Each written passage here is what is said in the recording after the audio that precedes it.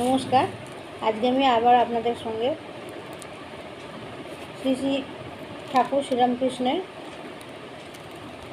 ষষ্ঠ পরিচ্ছেদ নিয়ে আলোচনা করতে চলে এসেছি। আমি পাঠ করছি, আপনারা শুনুন। মাস্টার তখন বরাহনগরে ভগিনীর বাড়িতে ছিলেন। ঠাকুর শ্রীরামকৃষ্ণকে দর্শন করা অবধি সর্বক্ষণ তাহারই চিন্তা। সর্বদাই যেন সেই আনন্দময় মূর্তি দেখিতেছেন ও তাহার সেই অমৃতময় কথা শুনিতেছেন। ভাবিতে লাগিলেন, এই দরিদ্র ব্রাহ্মণ কিরূপে এইসব গভীর তত্ত্ব অনুসন্ধান করিলেন ও জানিলেন, আর এত সহজে এই সকল কথা বুঝাইতে তিনি এ পর্যন্ত কাহাকেও কখনো দেখেন নাই। কখন তাহার কাছে যাইবেন ও আবার তাহাকে দর্শন করিবেন, এই কথা রাত্রদিন ভাবিতেছেন। দেখিতে দেখিতে রবিবার আসিয়া পড়িল। বরাহনগরের নেপালবাবুর সঙ্গে বেলা ৩-৪টের সময় তিনি দক্ষিণেশ্বরের বাগানে আসিয়া পৌঁছিলেন। দেখিলেন সেই পূর্ব পরিচিত ঘরের মধ্যে ঠাকুর শ্রীরামকৃষ্ণ ছোট তক্তপোষের উপর বসিয়া আছে। ঘরে একঘর লোক।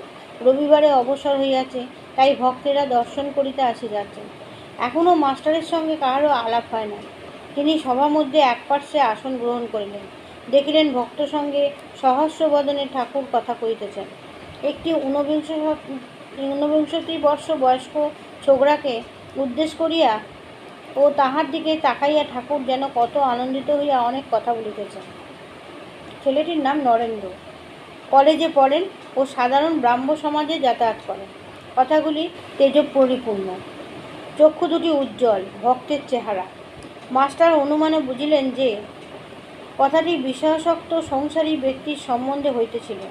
যারা কেবল ঈশ্বর ঈশ্বর করে, ধর্ম করে, তাদের ওই সকল ব্যক্তিরা নিন্দা করে। আর সংসারে কত দুষ্ট লোক আছে, তাদের সঙ্গে কিরূপ ব্যবহার করা উচিত, এসব কথা হইতেছে।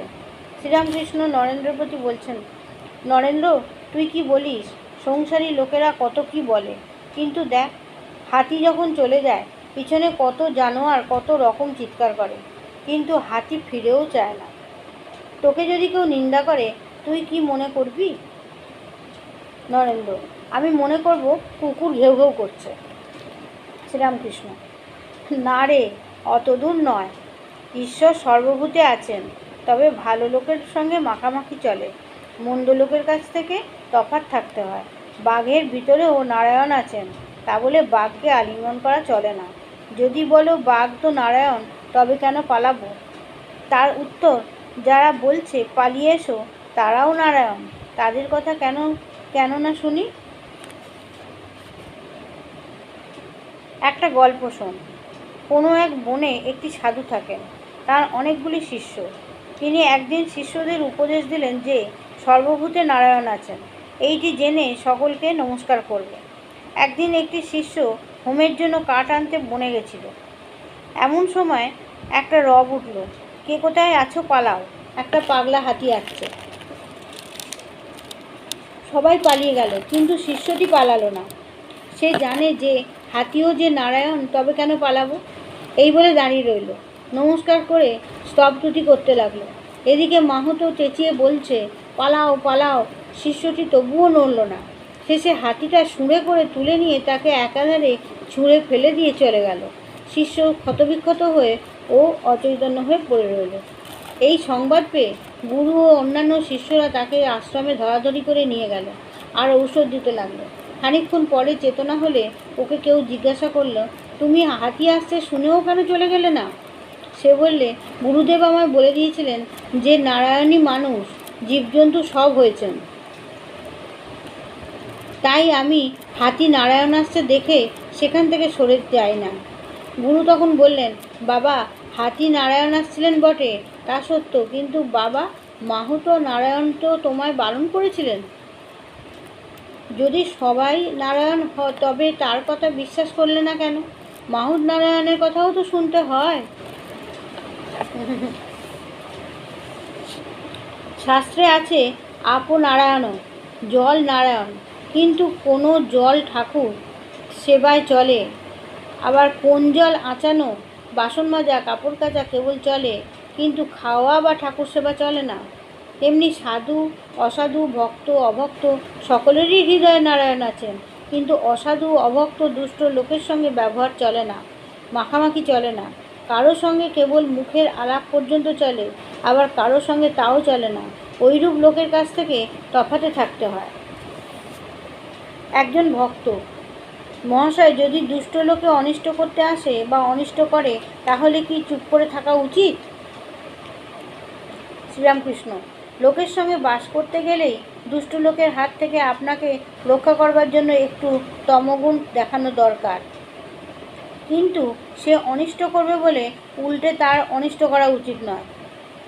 এক মাঠে এক রাখাল গরু চড়াতো। সেই মাঠে একটা ভয়ানক বিষাক্ত সাপ ছিল। সকলেই সেই সাপের ভয়ে অত্যন্ত সাবধানে থাকত। একদিন একটি ব্রহ্মচারী সেই মাঠের পথ দিয়ে আসছিল। রাখালেরা দৌড়ে এসে বললে, ঠাকুর মহাশয়, ওদিক দিয়ে যাবেন না, ওদিকে একটা ভয়ানক বিষাক্ত সাপ আছে।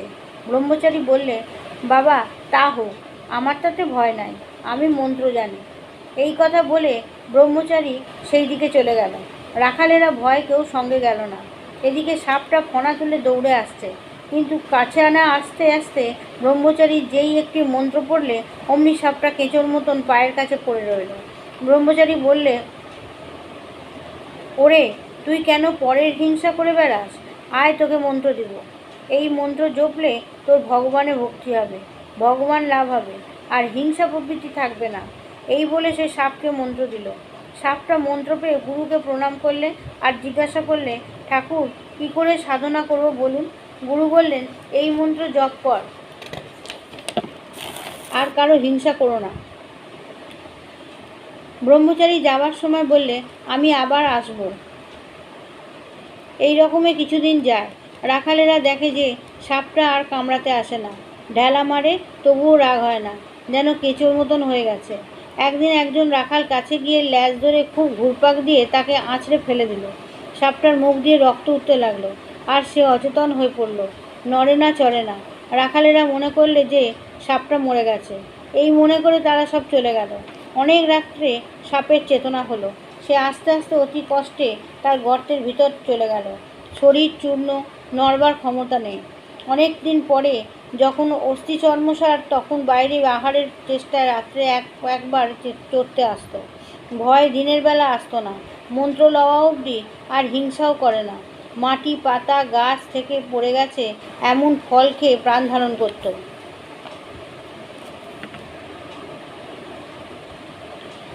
প্রায় 1 বৎসর পরে ব্রহ্মচারী সেই পথে আবার এলো। এসেই সাপের সন্ধান করলে। রাখালেরা বললে যে সাপটা মরে গেছে। ব্রহ্মচারীর কিন্তু ও কথা বিশ্বাস হলো না। সে জানে যে সে মন্ত্র ও নিয়েছে, তার সাধন না হলে দেহত্যাগ হবে না। খুঁজে খুঁজে সেই দিকে তার দেওয়া নাম ধরে ডাকতে লাগলো। সে গুরুদেবের আওয়াজ শুনে গর্ত থেকে বেরিয়ে এলো ও খুব ভক্তিভরে প্রণাম করলো। ব্রহ্মচারী জিজ্ঞাসা করলে, তুই কেমন আছিস? সে বললে, আজ্ঞে, ভালো আছি। ব্রহ্মচারী বললে, তবে তুই এত রোগা হয়ে গেছিস কেন? সাপ বলে, ঠাকুর, আপনি আদেশ করেছেন কারো হিংসা করো না, তাই পাতাটা ফলটা খাই বলে বোধহয় রোগা হয়ে গেছি। ওর সত্যগুণ হয়েছে কি না, তাই কারোর উপর ক্রোধ নাই। সে ভুলেই গিয়েছিল যে রাখালেরা মেরে ফেলবার জোগাড় করেছিল। ব্রহ্মচারী বললে, শুধু না খাওয়ার দরুন এরূপ অবস্থা হয় না, অবশ্য আরও কারণ আছে, ভেবে দেখ। সাপটার মনে পড়ল যে রাখালেরা আছাড় মেরেছিল। তখন সে বললে, ঠাকুর, মনে পড়েছে বটে, রাখালেরা একদিন আছাড় মেরেছিল। তারা অজ্ঞান, জানে না যে আমার মনের অবস্থা কী অবস্থা। আমি যে কাহাকেও কামড়াবো না বা কোনোরূপ অনিষ্ট করব না, কেমন করে জানবে? ব্রহ্মচারী বললে, ছি, তুই এত বোকা, আপনাকে রক্ষা করতে জানিস না? আমি কামড়াতে বারণ করেছি, ফোঁস করতে তো নয়। ফোঁস করে তাদের ভয় দেখাসনি কেন? দুষ্ট লোকের কাছে ফোঁস করতে হয়, ভয় দেখাতে হয়, পাছে অনিষ্ট করে। তাদের গায়ে বিষ ঢালতে নেই, অনিষ্টও করতে নেই। ঈশ্বরের সৃষ্টিতে নানা রকম জীবজন্তু, গাছপালা আছে। জানোয়ারের মধ্যে ভালো আছে, মন্দ আছে। বাঘের মতো হিংস্র জন্তু আছে। গাছের মধ্যে অমৃতের ন্যায় ফল হয়, এমনও আছে। আবার বিষফলও আছে। তেমনি মানুষের মধ্যে ভালো আছে, মন্দও আছে। সাধু আছে, অসাধুও আছে। সংসারী জীব আছে, আবার ভক্তও আছে। জীব 4 প্রকার: বদ্ধজীব, মুমুক্ষু জীব, মুক্ত জীব ও নিত্যজীব। নিত্যজীব যেমন নারদাদি, এরা সংসারে থাকে জীবের মঙ্গলের জন্য, জীবদিগকে শিক্ষা দেবার জন্য। বদ্ধজীব বিষয়ে আসক্ত হয়ে থাকে আর ভগবানকে ভুলে থাকে, ভুলেও ভগবানের চিন্তা করে না। মুমুক্ষু জীব যারা মুক্ত হবার ইচ্ছা করে, কিন্তু তাদের মধ্যে কেউ মুক্ত হতে পারে, কেউ বা পারে না। মুক্ত জীব যারা সংসারে কামিনী কাঞ্চনে আবদ্ধ নয়, যেমন সাধু মহাত্মারা, যাদের মনে বিষয়বুদ্ধি নাই আর যারা সর্বদা হরিপাদপদ্ম চিন্তা করে। যেমন জাল ফেলা হয়েছে পুকুরে, দু চারটে মাছ এমন শেয়ানা যে কখনো জালে পড়ে না। এরা নিত্যজীবের উপমাস্থল, কিন্তু অনেক মাছই জালে পড়ে। এদের মধ্যে কতকগুলি পালাবার চেষ্টা করে। এরা মুমুক্ষু জীবের উপমাস্থল, কিন্তু সব মাছই পালাতে পারে না। দু চারটে ধপাং ধপাং করে জাল থেকে পালিয়ে যায়। তখন জেলেরা বলে, ওই একটা মস্ত মাছ পালিয়ে গেল। কিন্তু যারা জালে পড়েছে অধিকাংশই পালাতে পারে না, আর পালাবার চেষ্টাও করে না, বরং জাল মুখে করে পুকুরের পাঁকের ভিতরে গিয়ে চুপ করে মুখ গুঁজরে শুয়ে থাকে। মনে করে আর কোনো ভয় নাই, আমরা বেশ আছি। কিন্তু জানে না যে জেলে হড়হড় করে টেনে আড়ায় তুলবে। এরাই বদ্ধজীবের উপমাস্থল।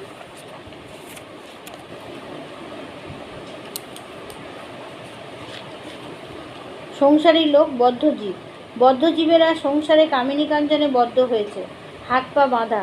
আবার মনে করে যে সংসারের ওই কামিনী কাঞ্চনেতেই সুখ হবে আর নির্ভয় থাকবে। জানে না যে ওতেই মৃত্যু হবে। বদ্ধজীব যখন মরে তার পরিবার বলে, তুমি তো চললে, আমার কি করে গেলে। আবার এমনই মায়া যে প্রদীপটাতে বেশি সলতে জ্বললে বদ্ধজীব বলে, তেল পুড়ে যাবে, সলতে কমিয়ে দাও। এদিকে মৃত্যুশয্যায় শুয়ে রয়েছে। বদ্ধজীবেরা ঈশ্বর চিন্তা করে না। যদি অবসর হয় তাহলে হয় আবোল তাবোল ফালতু গল্প করে, নয় মিছে কাজ করে। জিজ্ঞাসা করলে বলে, আমি চুপ করে থাকতে পারি না, তাই বেড়া বাঁধছি। হয়তো সময় কাটে না দেখে তাস খেলতে আরম্ভ করে।